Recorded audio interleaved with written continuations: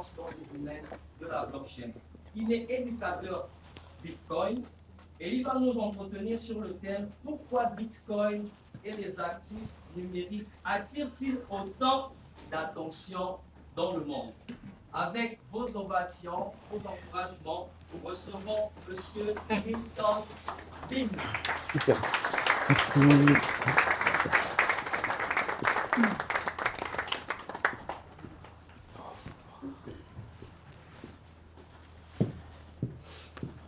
Merci. Bonsoir, bonsoir Libreville. Comment vous allez? Super, je vais aussi très bien.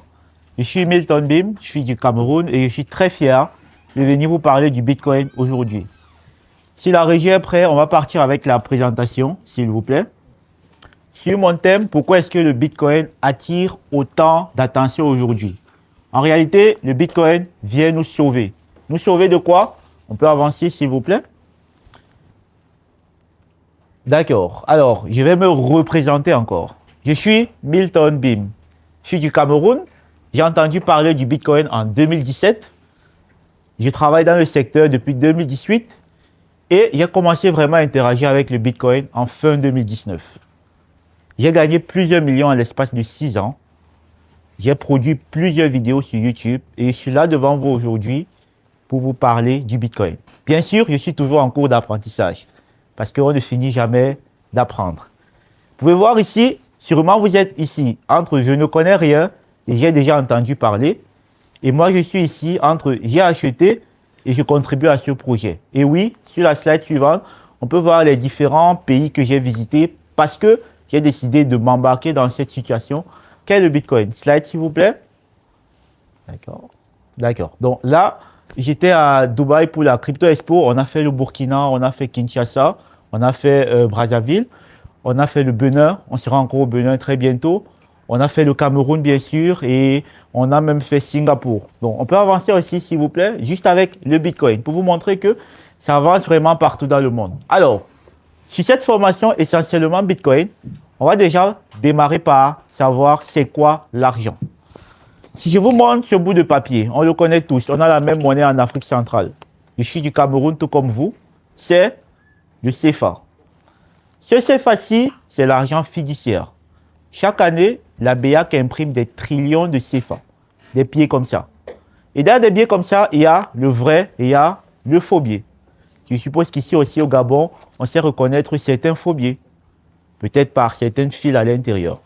Mais ce n'est pas le sujet d'aujourd'hui. Le sujet d'aujourd'hui, c'est que vous puissiez vraiment comprendre pourquoi est-ce que le Bitcoin vient nous sauver. Nous sauver de quoi? Et comment est-ce que chacun dans l'industrie gagne? Pour vous montrer qu'il y a encore beaucoup de terrain à se faire. Et nous, en tant qu'Afrique francophone, c'est vraiment le moment de se lancer, d'en savoir un peu plus sur cette opportunité digitale et vraiment s'embarquer dans ce domaine.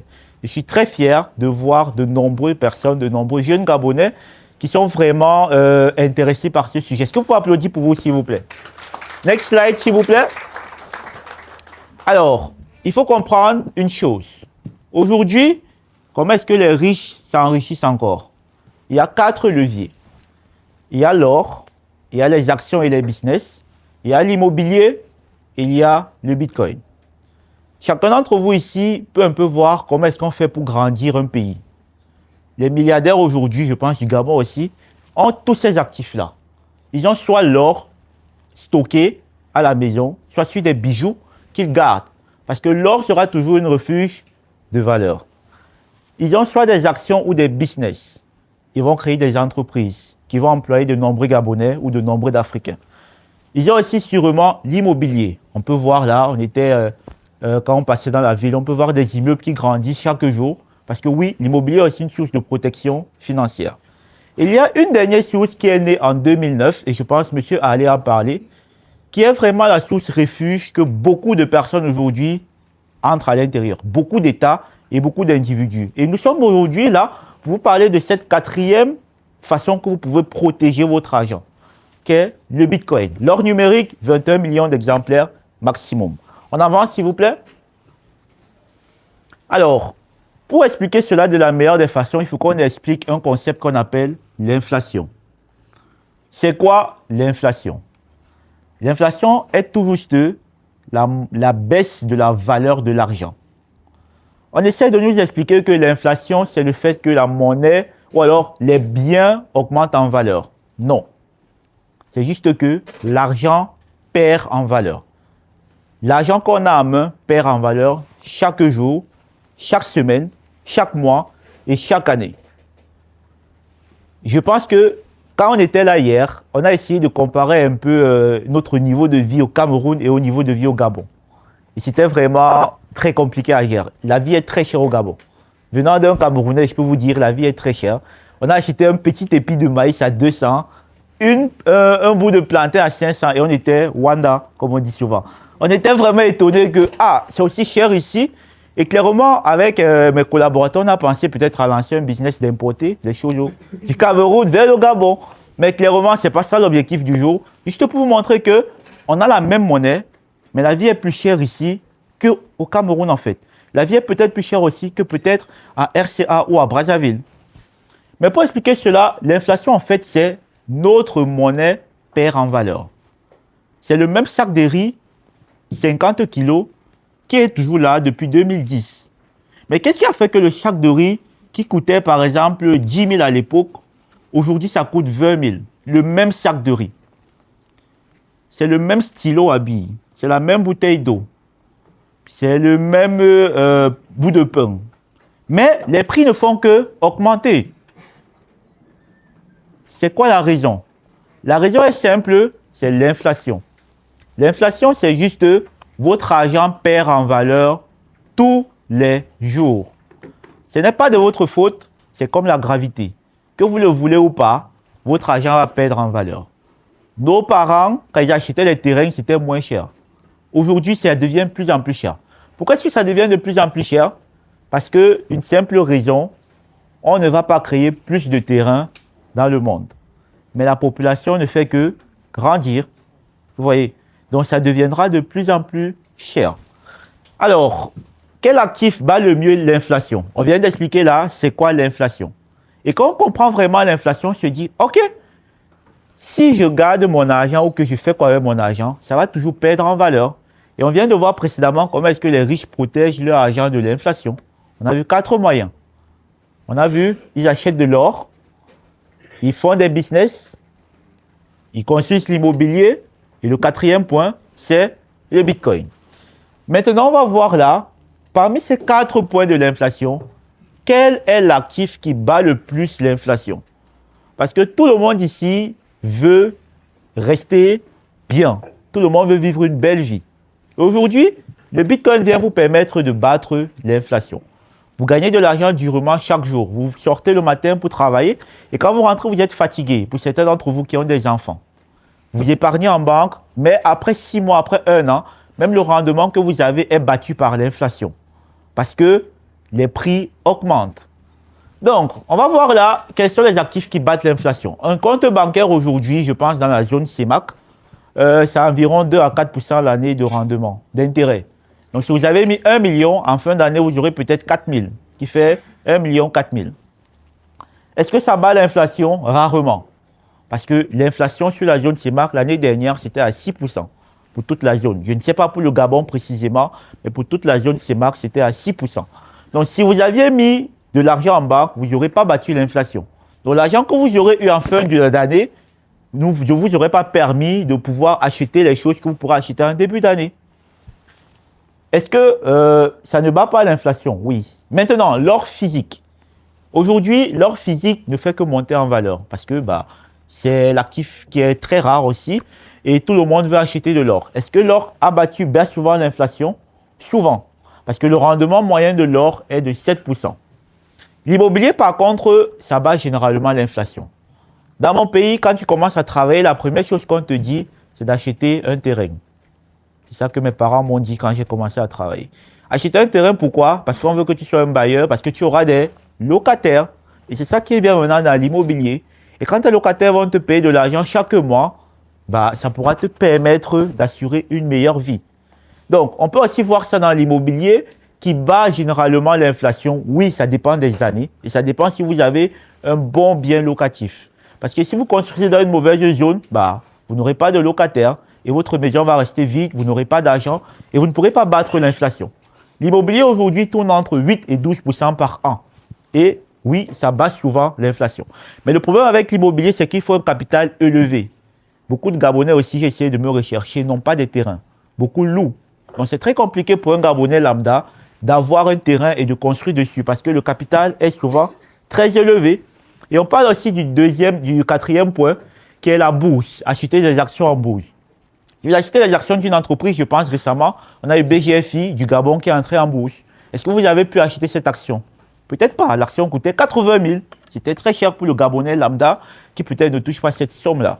Donc on peut voir que oui, l'action peut aussi vous permettre de battre l'inflation, mais c'est très complexe aussi. Et on vient sur le dernier point que moi je suis pour. Et je vais donner toutes les. Pourquoi est-ce que vous devez aussi être pour le Bitcoin? Le Bitcoin aujourd'hui, c'est son rendement moyen généralement à 100% chaque 4 ans. On va vous expliquer le mécanisme. Historiquement, ça a toujours battu l'inflation. Et la bonne nouvelle, c'est que c'est accessible aux Gabonais, à tout le monde, dans le monde entier. On avance, s'il vous plaît. Alors, quel est ton premier objectif financier? Quand vous êtes venu dans cette salle, peut-être on parle de la crypto, on parle du Bitcoin. Votre premier objectif financier devait être de battre l'inflation. Sinon, vous courez dans le sac, comme on dit souvent. Votre premier objectif financier, en sortant de cette salle, devrait être de battre l'inflation. Parce que l'inflation, c'est comme la gravité, on ne peut pas l'éviter. Chaque jour, votre argent va perdre en valeur.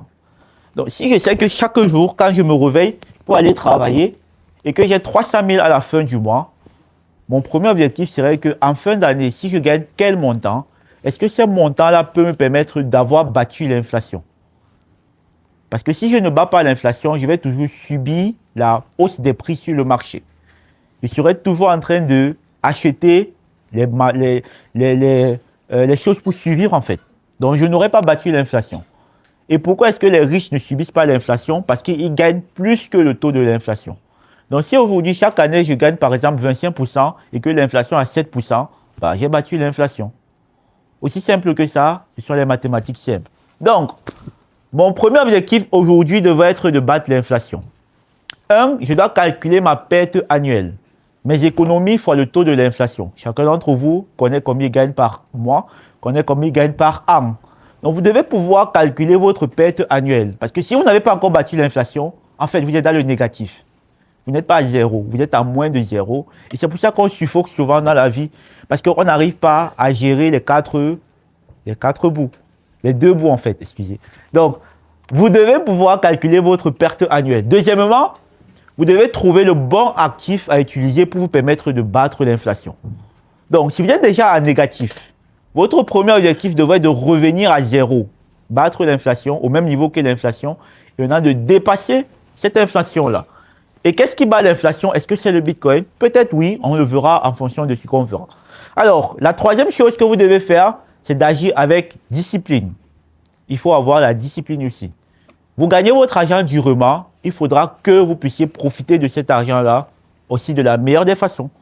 Donc, vous devez épargner régulièrement et sans céder. On prend un exemple simple. Quelqu'un qui a 500 000 d'économie, fois 4% taux d'inflation, ça fait 22 500 perdus par an. Donc, si aujourd'hui, dans votre compte en banque, vous avez 500 000 dans votre compte en banque et que l'inflation de l'année passée, c'était 6%, vous êtes déjà à plus de 30 000 que vous avez perdu sans rien faire. Ça ne dépend pas de vous, ça ne dépend pas de moi, ça dépend du monde. Donc, si vous avez 500 000 dans votre compte en banque comme économie aujourd'hui, sachez que d'ici décembre, vous allez perdre environ 30 000 parce que la monnaie va perdre en valeur. Alors, votre objectif devait être en gagner au moins autant ou alors de trouver des stratégies pour battre l'inflation. On avance, s'il vous plaît. Ça, c'est une activité qu'on a eue en classe. On avance. Donc, vous devez noter le montant de votre économie et pouvoir faire des statistiques financières par rapport à cela, assez pratique. S'il vous plaît, on avance encore. Alors, on va comprendre aujourd'hui la crise de 2008, ce qui s'est passé. On va voir la blockchain, on va voir Satoshi Nakamoto et on va voir un peu sur le minage. On avance, s'il vous plaît. Donc, l'objectif ici, c'est de pouvoir avoir le bon effet de levier pour battre l'inflation. En 2008, je pense, M. Harley l'a parlé, on a eu une très grosse crise dans le monde. Au Cameroun, il y a même eu une grève. Je ne sais pas comment ça s'est passé au Gabon, mais il y a eu une grève de famine tellement que des personnes partaient vandaliser les kiosques pour avoir de quoi manger. C'était une crise internationale. Les prix se sont effondrés, l'immobilier, tout s'est effondré. Et c'est là, cette année, que est né le Bitcoin. Un groupe de personnes ont décidé de se détacher du système parce qu'on est sur un système centralisé. La BEAC imprime de l'argent et chaque année, cet argent est accumulé dans le marché. Et ben, il n'y a pas assez de ressources qui sont produites pour générer cet argent-là. C'est pour ça qu'on est généralement en déficit. On avance, s'il vous plaît. Donc, on a quelqu'un là qui s'appelle Satoshi Nakamoto, qu'on ne connaît pas, qui a décidé de créer un système unique, un système décentralisé, qui vous permet à vous de pouvoir être libéré de ce système financier international. Je ne vais pas vraiment entrer en détail parce qu'on a d'autres séances par rapport à ça, mais juste pour que vous puissiez comprendre pourquoi est-ce que le Bitcoin vient nous sauver aujourd'hui. On vient de voir déjà l'inflation. L'argent que vous avez aujourd'hui perd en valeur chaque jour. Ça ne dépend pas de vous, ça ne dépend pas de moi, ça dépend du monde. Donc, ce que vous devez trouver aujourd'hui, c'est un véhicule qui vous permet de battre l'inflation. Et l'un de ces véhicules que moi, je m'y connais et que j'éduque tous les jours par rapport à cela, c'est le Bitcoin. D'autres personnes vous parleront de l'immobilier, d'autres personnes vous parleront de la bourse, d'autres personnes vous parleront d'acheter de l'or, d'autres personnes vous parleront d'autres choses, mais moi, je suis focalisé sur le Bitcoin. Alors, on avance encore, s'il vous plaît. Là, c'est l'histoire de la blockchain. Je pense que monsieur allait en parler de cela. Je ne vais pas revenir dessus. On avance encore. Le grand livre blanc, le minage, le fait de valider. Là, c'est beaucoup plus technique. Donc, on ne va pas entrer en détail pour essayer de perdre la foule. On avance, s'il vous plaît. Alors, j'aimerais que vous vous concentriez sur ce point-ci. C'est très important. Et c'est ça qui fait aujourd'hui la particularité de cet actif financier qu'est le Bitcoin. Est-ce que vous êtes déjà posé la question, pourquoi est-ce que les terrains augmentent chaque jour? La valeur des terrains augmente chaque jour.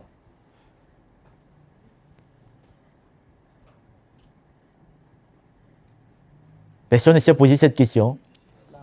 Ok, quelqu'un peut juste répondre. J'aimerais avoir la réponse de... Oui? Vous pouvez parler, ça ne dérange pas. La valeur, la rareté en fait, la rareté des terrains fait en sorte que la valeur augmente. D'accord. Oui. D'accord. Est-ce qu'on peut applaudir pour elle, s'il vous plaît? Le mot phare ici, c'est rareté. La rareté. On ne va pas construire plus de terrain. Il n'y aura pas plus de terrain ici à Libreville ou au Gabon. Mais qu'est-ce qu'il y aura? Il y aura plus de demandes. L'offre est statique, mais la demande est grandissante. Et on connaît tous, on a appris ça en économie, quand beaucoup de personnes veulent quelque chose, le prix va augmenter. C'est pour ça que souvent, les businessmen créent la rareté pour augmenter le prix, par exemple du sucre ou du pain ou je ne sais pas trop. Donc, maintenant, on est sur un actif qui, en plus d'être rare, a été mathématiquement conçu pour prendre de la valeur. Ça a été mis dans son code pour prendre de la valeur mathématiquement chaque 4 ans.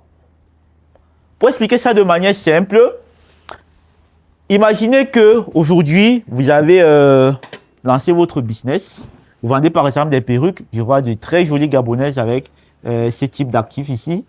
Donc, vous vendez des perruques et au départ, en 2010, les perruques que vous vendez coûtaient 50 000. Donc, vous importez des perruques, 100 000 perruques chaque année et vous vendez ça à 50 000. En 2014, vous décidez d'importer maintenant 50 000 perruques et vous vendez ça à 100 000. Vous avez doublé le prix. Pourquoi est-ce que vous l'avez fait? Parce que vous créez la rareté. Et c'est la même chose qui s'est passée dans le code source du Bitcoin. Chaque 4 ans, ça devient plus rare de le miner. C'est-à-dire, ça devient plus rare d'avoir de nouveaux Bitcoins en circulation. Et on a vu qu'il y a uniquement 21 millions de Bitcoins. 21 millions. Il y a déjà 19 millions qui ont été minés. Je ne vais pas entrer dans les détails par rapport à ça. Vous pouvez faire vos propres recherches. Mais juste vous montrer par rapport au halving que dans le code source du Bitcoin, on a créé de la rareté. Et tout le monde entier veut l'acheter. Et la bonne nouvelle, c'est que la difficulté d'avoir de nouveaux bitcoins double chaque 4 ans. Donc, si avant, ça te prenait 100 francs pour avoir un bitcoin, aujourd'hui, ça va te prendre 200. Après 4 ans, ça va te prendre 400. Et le nombre de bitcoins qui sera mis en circulation va aussi diminuer en valeur. C'est un peu comme l'or. Pourquoi est-ce que l'or aujourd'hui est autant unique? Parce que l'or a besoin d'un grand procédé de minage. Il y a tellement d'entreprises qui minent de l'or. Pour miner de l'or, c'est très dur. Il faut creuser très profond. Il faut pouvoir extraire, il faut polir. Et quand ça sort, le produit brut, c'est ça qui est l'or en fait. Et c'est ça qu'on peut polish pour que ça devienne soit des bijoux, soit des boucles d'oreilles, ainsi de suite. Donc, le processus d'extraction de l'or est très difficile. C'est pour ça que son prix est aussi élevé. C'est la même chose avec le Bitcoin.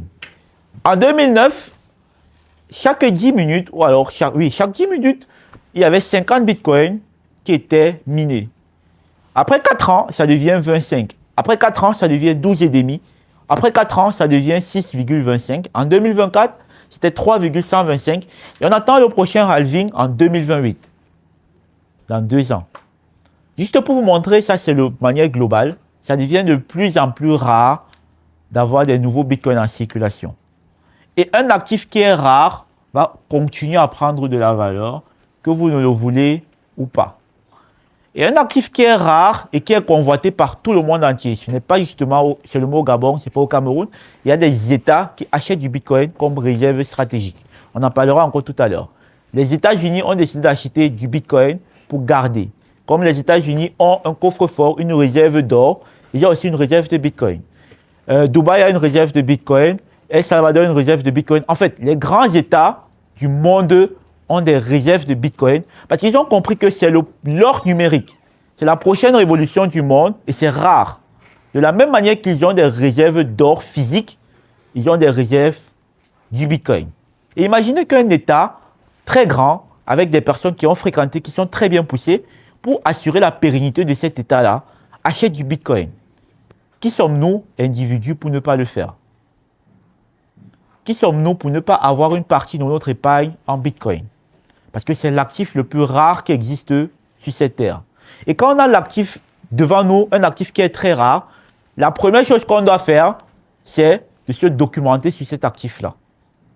Donc, voilà le devoir que j'ai pour vous. Rentrez, partez sur YouTube, tapez c'est quoi le Bitcoin, pourquoi le Bitcoin est rare. Et bien sûr, on a M. Ali avec son académie Bitcoin Gabon qui vous donnera tous les détails par rapport au Bitcoin et comment est-ce que vous pouvez en savoir un peu plus.